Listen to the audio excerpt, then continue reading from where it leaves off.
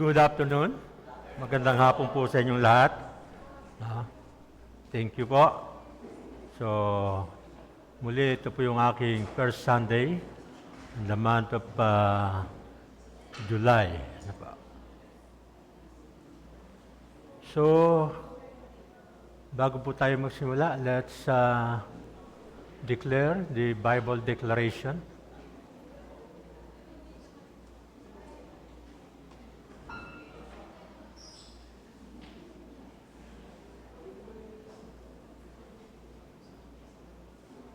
Okay. Sige po. Declare natin ang sabay-sabay in the count of 3.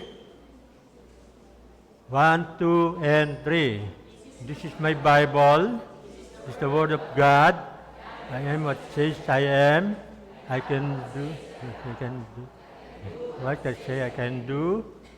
I will be taught by the Word of God. I boldly confess. My mind is alert. My heart is receptive. I'll never be the same again. In Jesus' name, amen and amen. So, pasalamatan natin ng Diyos. Let's give thanks. Thanks God. No? Pasalamatan natin ng Diyos. Okay. So, pasalamatan natin in 20 seconds. Give thanks to God sa lahat ng ginawa niya sa ating buhay. We give thanks to Him. So, dahil siya ay dakila, tapat sa kanyang salita. Patuloy yung biyaya niya, patuloy yung pinadadaloy sa bawat isa sa amin. Let's give thanks to God. Sige po, bigkasin natin, pasasalamat natin sa Kanya. 20 seconds, sige po. Dahil kulang pa yan. No? Kahit ubusin na maghapon, hindi natin kayang pasalamatan ang ginawa ng Diyos sa ating buhay.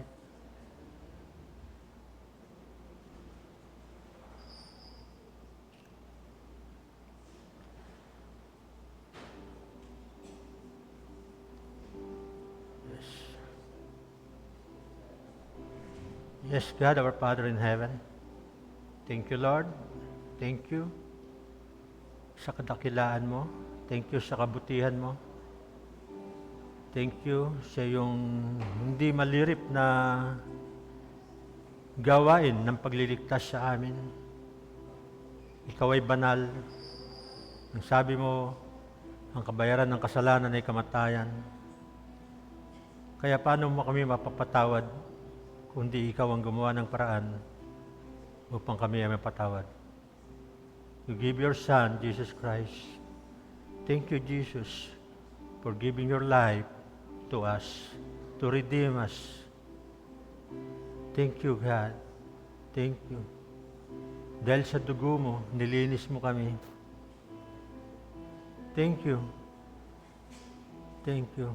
Binigyan kami ng buhay na walang hanggan. And thank you. You send the Holy Spirit to guide us, to counsel us, to advocate us. Thank you, Father, for great things. Dakilang gawa mo sa buhay namin lahat. Thank you.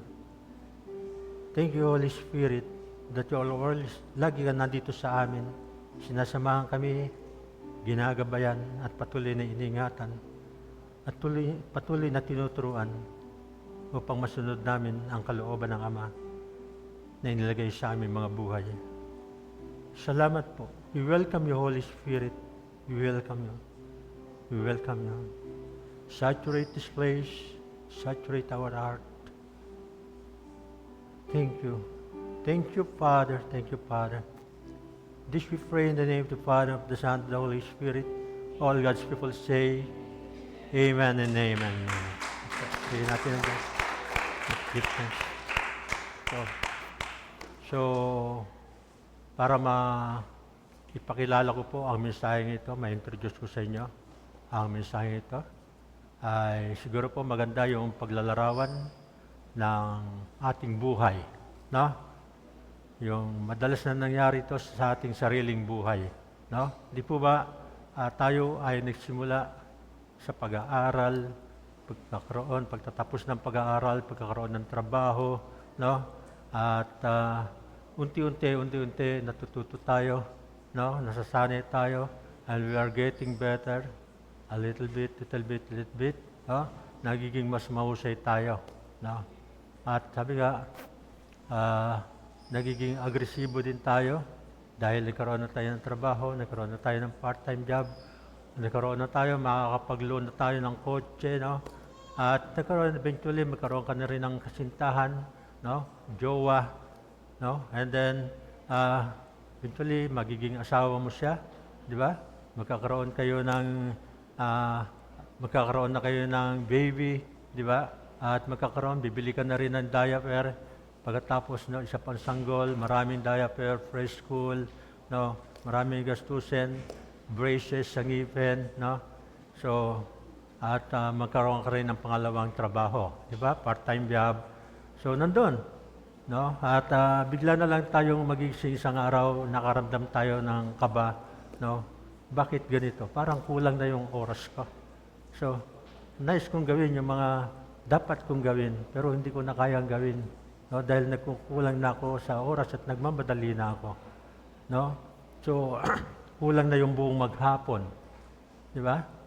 Kaya kung minsan nasasabi ko rin na aking sarili, parang dapat yata 27 hours a day, di ba? So ngayon po ay gusto ko lang makipag-usap sa mga totoong tao at hindi lang po sa mga nagmamadali, no? Pero ilan po kaya sa inyo yung magsasabi, paminsan-minsan nagmamadali ka? O di kaya madalas nagtataka kayo? Bigo kayo sa pamamaraan ng inyong buhay. Amen. No? At dahil nga sa hakbang, sa intensity, minsan naisip mo na may kulang pa sa buhay mo. No? Kahit na anong bilis ng ginagawa mo, na wala ka namang panahon. Pero bakit wala na akong oras sa mga dapat kong gawin? Di ba? Wala na akong oras. So, wala na ako talagang oras sa mga mahal ko sa buhay. Di ba? So, maaari mong tanungin yung sarili mo, ganito ba talaga ang buhay? No? Lagi ka nagmamadali. So, what if I told you that the biggest obstacle to the life you desire could be the one you are currently living? Kung sabihin ko sa iyo, ang pinakamalaking hadlang sa buhay na hinahangad mo ay ang kasalukuyang buhay mo. No? Yung lifestyle mo ngayon. Di ba? So, ang pamagat po ng ating mensahe ngayon, the title of our message today, when you're too occupied to focus on what truly matters. No? So, kaya po, no? So, napakahalaga po ang oras, kung paano natin ginugugol yung ating oras. No? At sa totoo po, para sa akin, mahirap ipangaral sa aral na ito dahil kabalik rin ito ng kapamamaraan ng aking pamumuhay. Ano po? So, sa katunayan po, hindi po ninyo kailangan na makasama pa ako ng matagal para maunawaan ninyo na galit ako sa mabagal. No? Naiinis ako sa mabagal. No? Sapagkat sabi ko nga sa akin sarili, magbabagal lang ako o magpapahinga ako doon sa itaas. No? Kung ako'y nandoon na sa itaas. No? Pero dito sa lupa, no? Ganoon pa rin. Kailangan mabilis. Yun po ang sa akin. Kaya mahirap ipangaral itong aral na ito. No? At sabihin ko, no, at umaasa po ako na ang lahat ng narito ay functional. So lahat ba dito kumikilos? Lahat ba dito nag-aaral? No? O hindi mo nag-aaral, gumagawa sa bahay? Di ba? Pero functional, ngunit hulaan ko marami sa inyo ang mas abala nang hindi mo napapansin. No? Maging sa tingin ay hindi naman. No? So, naniniwala ba kayo na tayo ay magkakatakpo lagi sa isang bagay? O sa maraming bagay? Sa lahat ng bagay? Di ba? Magkakatakpo tayo.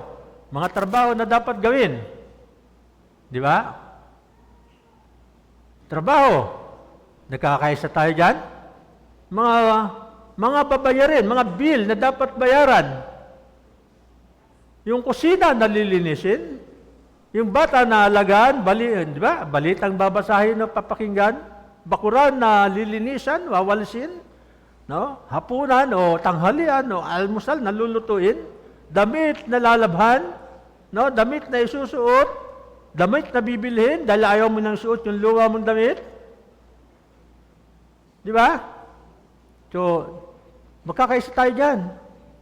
Lahat tayo. No? Di ba? At dahil sa daloy ng buhay, at kung ano na yung makikita mo ngayon sa sarili mo, na kailangan mo nang magmadali. Magmabilis, na parang you are sprinting. No? Ano po ang kahulugan ng sprinting? Tumatakbo ng mabilis sa maikling distansya. Na po? At ma-realize mo, mapagtanto mo na wala ka ng oras para sa ilang mga bagay na nais mo magkaroon ka ng oras. Diba? Wala ka ng oras sa kumain kasama ng iyong pamilya. No? Oras para sa mga seryosong pag-uusap.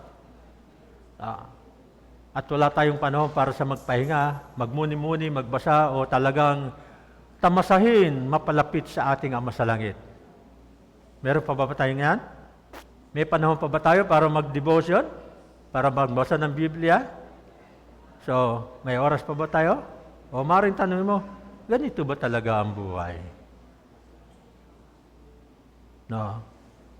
Ngunit ang magandang balita, no, wala na pong iba. No. Sabi nga, lahat naman ay abala. Kaya dapat yun na yung kalooban ng Diyos. Tama po ba yun? But if I told you that the biggest obstacle to the life you desire could be the one you're currently living. No? Yung pinakamalaking hadlang sa buhay mo, na buhay na hangad mo, ay ang kasalukuyang buhay mo ngayon. Tanungin mo ang katabi mo, ano ba yung ginagawa mo? So yung series message po natin, Jesus, the better way, part 2. Hindi lang tayo dapat tumingin sa katotohanan tungkol kay Jesucristo, na lagi natin ginagawa at lagi natin gagawin. Ngunit sinusuri din natin dapat ang paraan ng pamumuhay ni Jesus. Di po ba? At ang paraan ng pag-ibig ni Jesus, ang paraan ng pamumuhay ni Jesucristo. Amen. No, sa katunayan po, kapag tiningnan mo ang gospel, yung pag-aaralan natin ito, no, nakakatuwang isipin ang paraan ng pamumuhay ni Jesus. No. Mayroon isang 3 taon ng ministeryo, at iyon nga 3 taon na uri ng pagpublikong ministeryo niya. No. At he embraced, no, at niyakap niya ang mission ng Ama. Nag-recruit siya ng heavenly team, yung kanyang 12 disciples, 12 leaders. Sinanay sila sa kingdom values. Sabi mo sa katabi mo, kingdom values. Kingdom values. So, tiniis niya ang puot ng mga Pariseo, nilabanan niya ang tukso ng dyablo, pinagaling niya ang lahat ng uri ng mga sakit, minahal niya ang lahat ng uri ng tao, pati yung mga taong nananakit, minahal niya. Nangaral siya ng salita ng Diyos na walang takot. So, natupad niya ang 351 na propesya sa lumang tipan, at si Jesus ay hindi kailanman tumakbo. Kapag binasa mo ang Ebanghelyo, walang natala na siya ay tumatakbo, nag-jogging, nag-sprint, no? Nagmabilis ng paglakad, lumukso. Wala kayong mababasa niyan. Si Jesus ay abala, ngunit hindi siya nagmamadali. Kaya hindi niya sinasabi sa kanyang mga disciple, "Boys, Pastor, huli na tayo sa schedule." Di ba? Si Jesus ay abala, ngunit hindi siya nagmamadali. No? Hindi niya sinabi sa kanyang mga alagad, magmabilis, magmadali. No? So si Tomas, nahuli si Tomas, dumating. Pero hindi sinabi ni Jesus na, halika, iwan natin si Tomas, bigyan natin siya ng leksyon. Hindi po niya ginawa yun. Di ba? He is busy. No? Sabi nga, busy siya, pero ang ginagawa niya, yung mahalagang bagay. So, sabi nga, kailangan nila tayo sa Capernaum at kailangan natin makarating doon ngayon din. Busy siya sa mahalagang bagay, pero ni minsan na hindi siya tumakbo. No? Sa katunayan nga po, kung mababasa natin dito sa Marcos chapter 2, verse 14, pakilabas nga. Mark chapter 2, verse 14.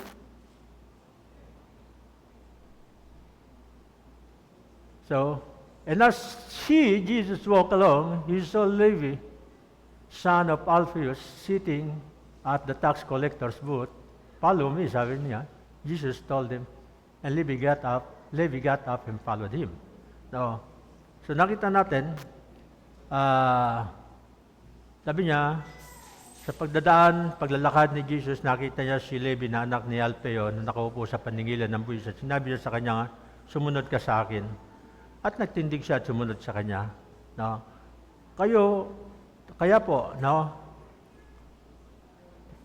Kung patuloy na iniisip ko si Levi, at ito po ay isang maganda para sa pandinig, no? Kung si Jesus ay hindi nagmamadali at si Levi ay sumunod kay Jesus, so lumakad siya kasama si Jesus, no? So kung gayon, si Levi ay dapat na namumuhay ng hindi nagmamadali. At pagkatapos ay iniisip ko rin ang tungkol sa atin. Ano ba na tayo?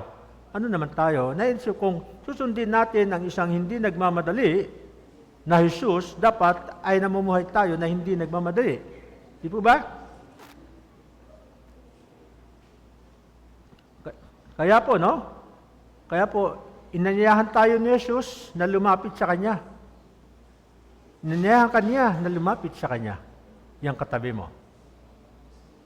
Pagod ka na ba? Kung nagtataka ka na, kung nabibigatan ka na, bibigyan ka niya ng kapahingahan. Isang bagay na matagal nang hindi mo naranasan, hindi naranasan ng maraming tao, bibigyan ka niya ng heavenly rest. Di ba? So, kaya po, kung titignan natin yung nasulat sa Matthew chapter 11, no? To be clear, po. So, ang mga salita ni Jesus, sabi nga, ikaw ba ay pagod na? Pagod na, sawa ka na sa relihiyon. Kaya po, ang tinuturo natin, yung right relationship sa ating Diyos. Kaya ang sabi ni Jesus, lumapit ka sa akin. Na makipagtulungan ka sa akin at mababawi mo ang iyong buhay. Ituturo ko sa iyo kung paano magpahinga ng totoo. Sabi ni Jesus, di ba? Pagkatapos sinabi niya ni Jesus, sabi niya, lumakad ka, nakasama ako. Kaya po yung yoke, no? Yung ating isang illustration last Sunday, yung yoke po, dalawa po yun, no? Para magtambal yung dalawang hayop na mag-aararo, no? Mag-aararo o tatakbo, no? So, kaya po, ibig sabihin, si Jesus nandun sa isa, ikaw din nandun sa isa, no? Sabi niya, lumakad ka, nakasama ako. Hindi tumakbo, di po ba? Lumakad ka, kasama ako, at magtrabaho, kasama ako. Gawin ito, ayon sa aking hakbang, sabi niya, panurin mo ko kung paano ko ito gagawin. Learn from me. No? Learn. Mag-aral ka. Di ba? At hayaang matuto ka nang hindi sa pilitan. No? Sabi ni Jesus, kunin mo ang pamatok. No? Sabi niya, hindi ako naglalagay ng mabigat. Magaang ang aking pamatok, sabi niya. Kaya hindi siya naglalagay ng mabigat o hindi mga bagay sa iyo. Kaya mo nang lagyan yung sarili mo na kung ano-anong bagay pa. No? So Jesus, sinabi ni Jesus, sumama ka sa akin at matuto kang mamuhay ng malaya at magaang. Sinabi ni Jesus, gumaya ka sa akin pamamaraan at mababalik mo ang iyong buhay. Na. Sabi niya, maglakad ka sama ko, tignan kung paano ako maglakad, panurin kung paano ako magmahal, panurin mo kung paano ako nabubuhay at lumalakad kasama ko. No? O kaya po, wag lang maniwala kay Jesus, gawin ang ginawa niya, at mamuhay din sa pamumuhay ni Jesus. No. At yun nga po, si Jesus, alam naman natin si Jesus, no? Siya ay binautismuhan ng Diyos, bumukas ang langit, ang Holy Spirit ay bumaba sa Kanya in the form of dove. And the Father says, "This is my Son, whom I love, with Him I am well pleased." No? So, pinagtibay siya ng Diyos bago pa man siya gumawa ng anumang himala sa publiko. No? Kinumpirma ng Diyos. So, si Jesus ay kinomission to change the world. He is ready to go out and do He was created to do. Kaya inutos si Jesus na baguhin ang mundo. No? Handa na siya. At ano yung unang ginawa niya? After baptism, no? Siya ay nagpahinga. Nagkaroon siya ng sabbatical leave. No? Kung sa military pa, parang porlo yan. Bakasyon. No? At ginabay siya ng Espiritu Santo sa wilderness for 40 days. At nagkaroon siya ng masarap na relasyon sa Diyos, sa Ama. He drew closer, no? Naging malapit siya sa Ama. At ang identity niya, his identity is solidified in who he was called to be. No? Ang kanyang pagkakakilanlan ay pinatibay na kung sino siya ay tinawag na maging. So, siya ay tumagal ng 40 days upang makasama ang Diyos. Na? Yung katabi mo, baka nagmamadali yan. Ano po yung interesting dito? Na? Ano yung unang ginawa niyang milagro? Think of his first miracle. Na? Doon sa wedding sa Cana, no? Nandun siya. Hindi niya sinabi na SOG. I'm SOG. Ako ay AND. No? Ano po yung SOG?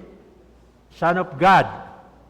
AND, anak ng Diyos. No? Hindi niya sinabing ganon. He stay still, very end. Naghintay siya doon hanggang maubusan sila ng party juice. No?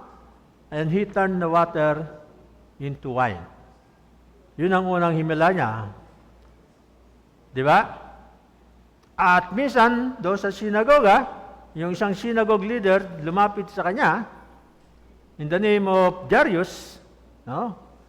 So, mahalagang tao po ang taong ito. And sinabi po niya, sumama ka sa akin dahil naghihingalo yung anak ko. And Jesus start walking to see the sick little girl. So, he's walking along. 12 years old po. At sa kanyang paglalakad, no, naabala siya ng isang babae. At yung babae na 12 years na dinudugo. Pero nakita natin dito yung undivided attention po ni Jesus. No? Yung undivided attention ni Jesus. Hindi siya nagmamadali na dapat niyang puntahan kagad yung babae, yung bata na may sakit, no, dying. Pero naantala siya doon sa isang babae na 12 years nang dinudugo. Andoon yung attention niya. Nakita natin, hindi siya nagmamadali. No? At habang ginugugol niya yung kanyang mapagmahal na atensyon sa unang babae, yung unang babae ay namatay na, yung bata. At ang ama ay nasa tabi niya. Pero ano sabi ni Jesus? Time's in my hand, na sa akin ng panahon, ng oras. At pinagaling niya naman to. No? Parang nakakapagtaka, no? Titingnan mo ito, no? Hanggang kanyang pagpili. Pati yung pagpili niya ng sasakyan, hindi niya sinabing SOG ako, AND ako. Hindi niya sinabing yun. Pwede siya pumili ng kanyang sasakyan, pwede siya pumili ng kabayo, puti o anumang kulay. No? Pero anong pinili ni Jesus? Anong sinasakyan ni Jesus? Asno. No? Ang asno, ito yung hayop na naglalakad lang. Walang asno na nagmamadali. Di ba ba? Ang tao lagi nagmamadali. Kahit red light na, tumatakbo pa yung sasakyan. Di ba? Okay ba?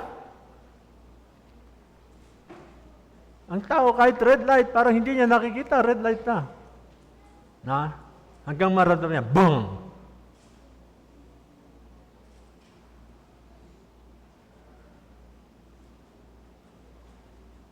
Kung si Jesus ay hindi nagmamadali at tayo naman ay tinawag na sumunod sa Kanya, no? So, dapat po bang tayo ay magmadali? Dapat po bang tayo magmadali? No.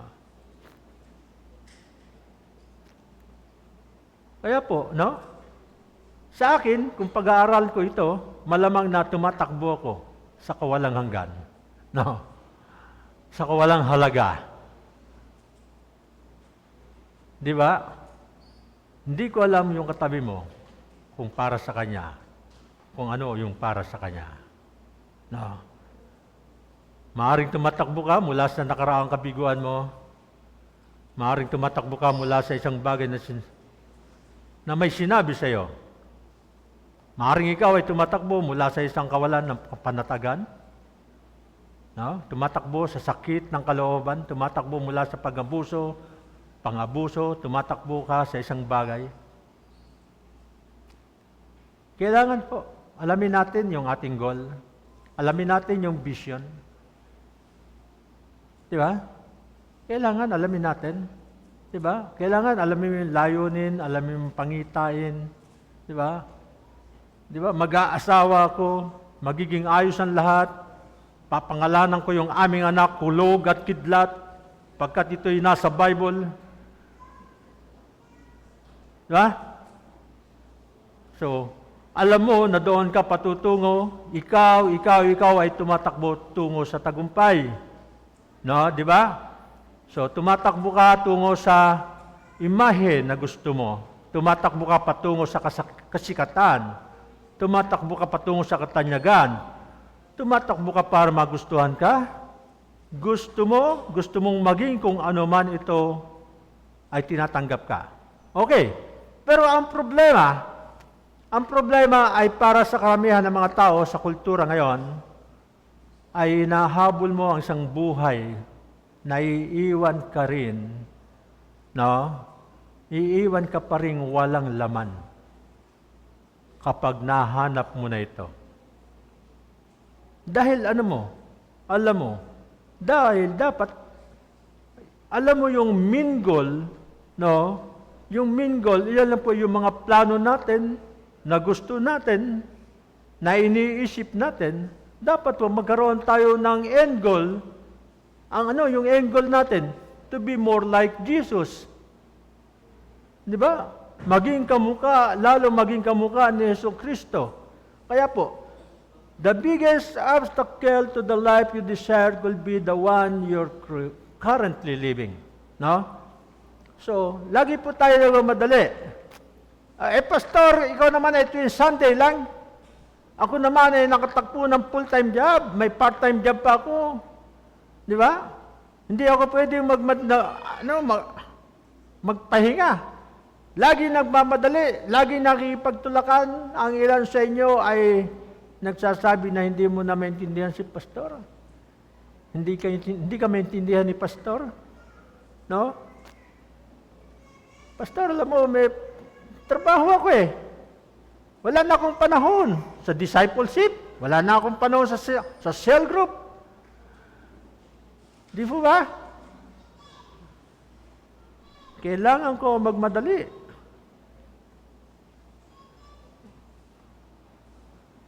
At nais ko po na maging magalang ng lubos sa inyo. No? May oras ka sa pinili mong pagkakaroon ng oras. Di po ba? I want to say very respectfully to you that you have time for what you choose to have time. Meron kang oras sa pinili mo na magkakaroon ka ng oras. No? Kaya nga po, ang solusyon, sabi nila, kailangan, ako nga, kumisan sinasabi ko, kailangan yata 25 hours a day eh. No?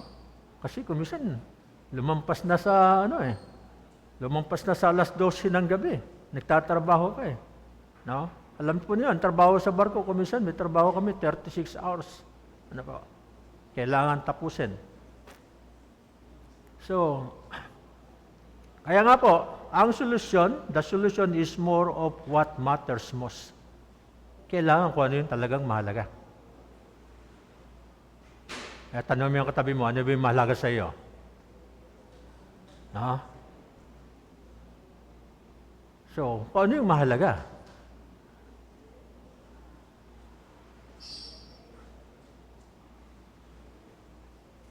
So, ano ba yung mahalaga?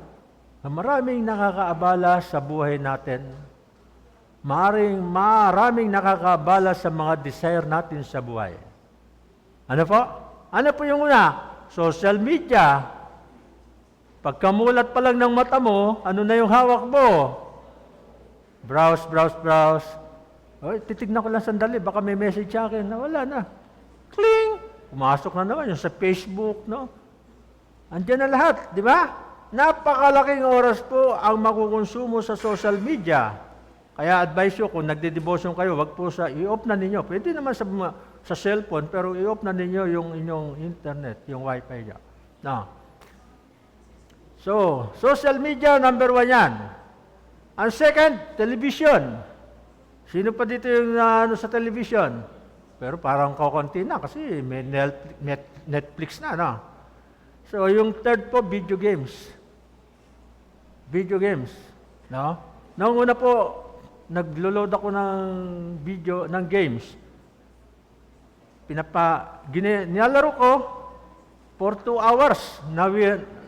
So, sabi ko, sayang ang 2 oras. So, ano ko na po, inaalis, dinidelete ko na lahat. No? Kaya ang cellphone ko, wala po nakaload na ano yan, kundi ang aking Bible trivia, yun lang po ang nakaload na game sa aking cellphone. No? Bible trivia. So, social media, television, video games, diyan po nauubos. Mahalaga po ba yan? Mahalaga. Kaya you have time for what you prioritize to have time for. No? So, ngayon, bago tayo pumunta sa mga, ayan din po, huwag na natin puntahan at mauubos din yung oras natin. No? Pag kinuwenta pa natin yung kinukonsumo nating oras. No? So, napakalaga po na yung ating relationship. Na? Relationship. Yung relationship natin kay Lord. Yung posibleng tayo ay maligtas. No? Bakit po? Mahalaga yung relationship natin. Yung relationship natin kay Lord. Pag maayos ang relationship natin kay Lord, maayos din ang relationship natin sa ating pamilya. Sa mag-asawa, sa mga anak, sa mga magulang. Di ba? So, yun po ang napakahalaga. Magkaroon tayo ng time for a good relationship with each other. Kaibigan, no? Kaya po, meron tayong PID, di ba? Yung mga leader dyan. So, mahalaga po yung relationship, no? So, hindi, asin natin. Ako po pag message lang titignan ko, baka merong message sa akin, no? Yun lang po titignan ko. So, wala na pong iba. So, ayokong sayangin ang oras ko, no? Dahil kapag when you're too occupied to focus on what truly matters, no? So, ano po ang mahalaga? Kaya ano ang gagawin ko ngayon? Ano ang gagawin mo ngayon? Ang sagot, hindi ko alam. No? Hindi ko alam. Nahihirapan din ako. Di ba? So, parang ginagawa ko rin ito. No? Ano po ang dapat nating puntahan? We have to go to basic. Ano yung basic? Sino ang Diyos? No? Sino ang Diyos? Ano yung sagot diyan? God is love. Di ba? God is love. So ano po yung greatest command? Ano yung pinakadakilang utos ni Jesus? Sabi ni Jesus, ibigin mo ang Panginoon mong Diyos ng buong puso, isip, kaluluwa at lakas, at ano pa ang gagawin? At ibigin ang iyong kapwa gaya ng iyong sarili. Sinabi ba ni Jesus na magkaroon ka pa ng pansarili mong wala ka ng karapatan?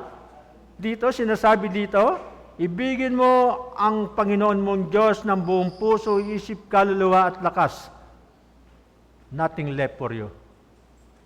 Amen. So, sa kaibuturan ng lahat ng pagtawag ng Diyos sa atin, no, anong sabi niya? Magmahal. Mahalin siya. Mahalin ang mga tao sa ngalan ng kanyang pag-ibig. Yun po. No? Kaya po yung hamon, ang pag-ibig daw ay hindi tugma sa nagmamadali.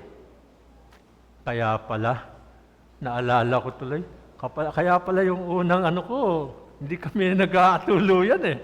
Dahil nagmamadali siya, hindi ako Di ba? Kaya pala, so, dapat pala, pag-ibig, walang pagmamadali. No? Love is incompatible with hurry. No? So, and always hurry. At sabi nga, sa Bible, sabi ni Apostol Paul, yung love, ang unang definition nito ay patient. Di ba? Mapagbigay. Love takes time. Hurry doesn't have time. Di ba? So, lagi ka nagmamadali. No, ang pag-ibig sa Biblia, unang kahulugan po nito, ang pag-ibig ay matiyaga. So, ibig sabihin, makapaghihintay ang pagmamahal. Magmamadali, walang oras. Amen. So, kaya po, iniimbitahan ko po kayo, I challenge you to the prayer. Just first thing in the day, saan man kayo, wherever you are. So, I'm going to challenge you, challenge ko po kayo for 7 days every day to pray this prayer. Maupo lang po kayo, to say this prayer. Sabi dito, niyayaan ko kayo, God help me to walk slowly enough to experience Jesus fully and love people deeply. Tagalogin natin. Tulungan mo ako, Diyos, na lumakad ng sapat na dahan-dahan upang maranasan na lubusan si Jesus, lubusang makilala si Jesus at mahalin ang mga tao. Tulungan mo ako, Diyos, na lumakad ng mabagal upang maranasan ang lubusan si Jesus at lubos na mahalin ang mga tao. So, sige po. Sundan ninyo ako? O sabay-sabay tayo? Sige po. Tulungan mo ako, Diyos, na lumakad ng mabagal upang maranasan ng lubusan si Jesus at mahalin ang mga tao ng ganap. So, anong mangyayari kapag nagdadasal tayo, pinanalangin natin ito? Ang sagot dito ay magkakaroon ka ng malalim na relasyon sa Diyos.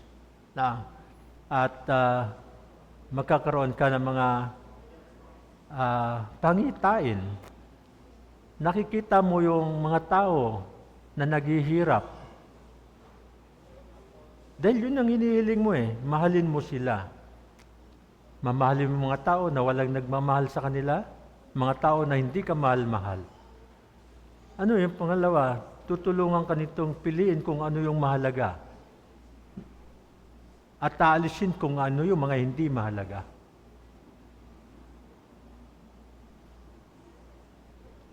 At maaari mong mahanap, no? Maaaring sabihin mo sa mga bagay na no, sa mga magandang bagay, at yes sa mas magagandang bagay.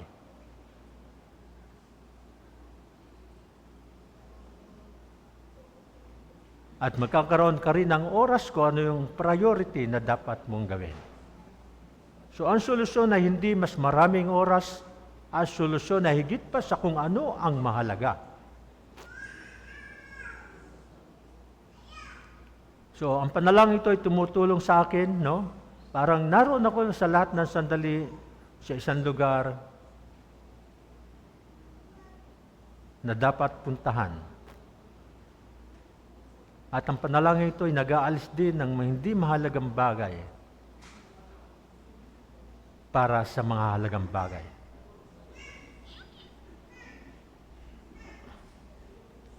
Kaya po, no?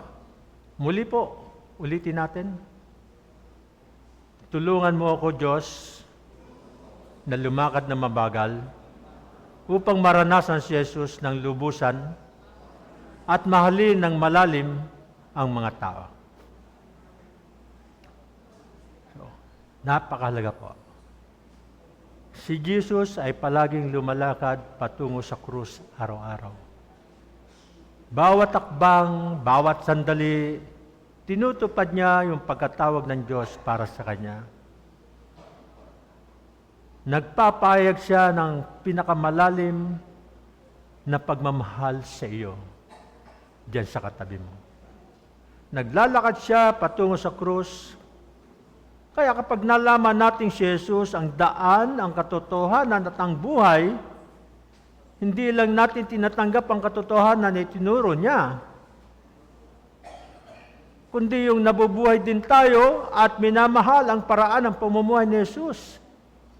Hindi lang po yung tinatanggap natin yung katotohanan, kundi nabubuhay din tayo para mahalin, no, yung pamamaraan ng buhay ni Jesus, yung pag-ibig niya sa tao.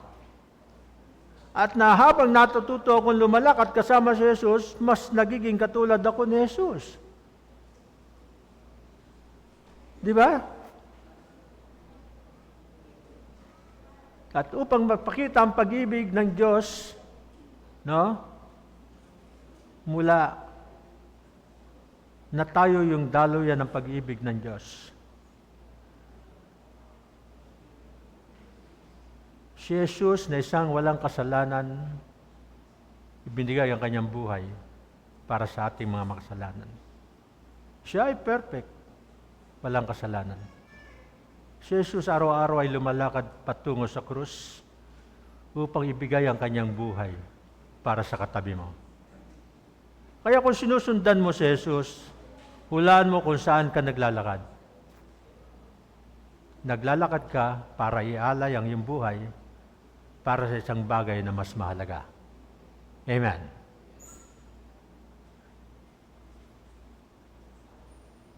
The more time ang sagot, mas may mahalagang. No? May oras ka para sa kung ano yung priorities sa iyo. Kaya, tulungan tayo ng Diyos na lumakad ng mabagal upang maranasan si Jesus ng lubusan at mahalin ang gusto ang lubos ang mga tao.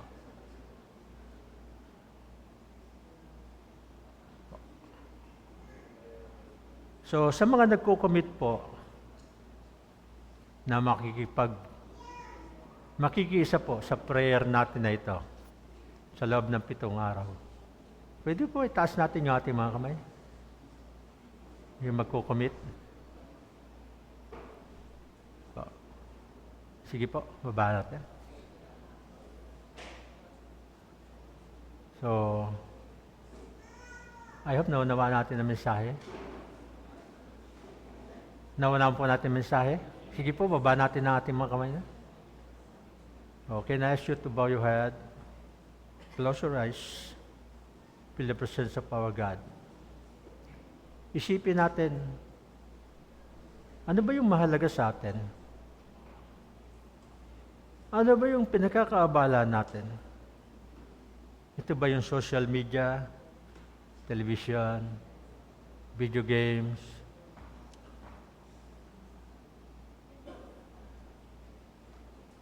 gossip, o mga bisyo.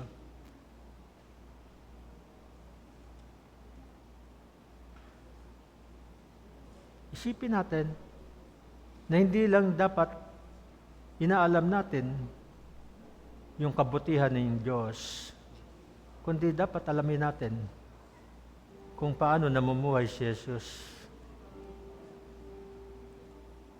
kung paano niya tayo minahal,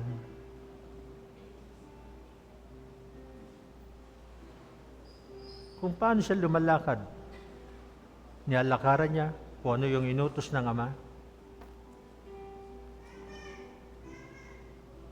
Liripin natin sa ating mga puso at isipan.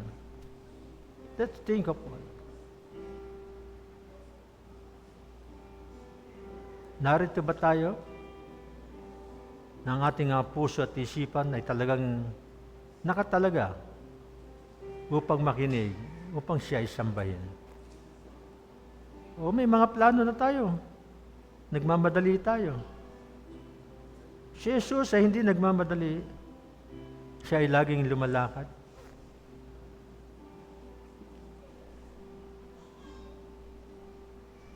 Siya ay laging nasa mga nangangailangan. Siya ay nagpapagaling ng mga may karamdaman, may kapansanan. Bakit nga ba tayo nagmamadali? Para sa walang kabuluhang bagay?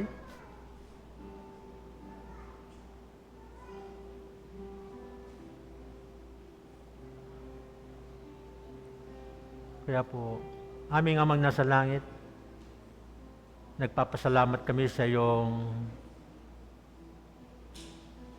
kabutihan.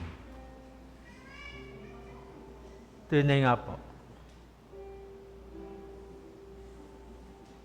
At nagpapasalamat kami na kami po ay nilikha ninyo ayon sa inyong wangis. Kaya dalangin po namin sa inyo na sa bawat takbang namin ay pangunahan mo po kami. Tulungan mo kami, O Diyos, na lumakad na kasama mo, na handang magambala ng sino mang lumalapit sa amin, upang makita ang mga pangailangan ng mga tao at makaramdam ng kagalakan na maaaring magkaroon kami ng pagkakataon na tulungan ang mga nangangailangan. At alam namin, Ikaw ay Diyos, pinagpala niyo kami. Dalangin din namin na magpagpala ang ibang mga tao sa pamamagitan namin. O Diyos, dalangin namin ang iyong katotohanan ay maghari sa aming mga puso, na magkaroon kami ng oras na gawin ang iyong pagkatawag sa amin. Tulungan mo kami, O Diyos, na piliin kung ano yung pinakamalaga. Tulungan mo kaming mahalin ka, mahalin ang aming mga kapatid sa pananampalataya, at mahalin din yung mga tao na hindi ka mahal-mahal. Aming Ama, muli humingi kami ng kapatawaran. Mga bagay na binabaliwala namin, nagmamabilis kami, pero ang dapat pala ay tularan namin ang paglakad ng aming Panginoong Jesucristo. Kaya, Panginoong Jesus, iligtas mo kami at maging una ka sa aming buhay. Punuin mo po kami ng iyong Espiritu upang lubos na makilala ka namin at mapaglingkuran ka. At yung buhay namin habang kami nasa mundong ito, patuloy na akayin mo po kami sa iyong mga paraan upang magmahal ng pagmamahal mo, matulad ng pagmamahal mo. at mamuhay tulad ng iyong pamumuhay. Lord, tinawag niyo kami. Susunod lang kami. Susunod lang kami sa iyo. Salamat po, Ama. Salamat po, Panginoong Jesucristo. Thank you, Holy Spirit. Thank you, Holy Spirit. Lahat ng tinataas namin sa inyo, sa pangalan ng Ama, ng Anak, at ng Espiritu Santo, ang lahat ng anak ng Diyos ay sumigaw ng Amen and Amen. Purihin natin ang Diyos for His good.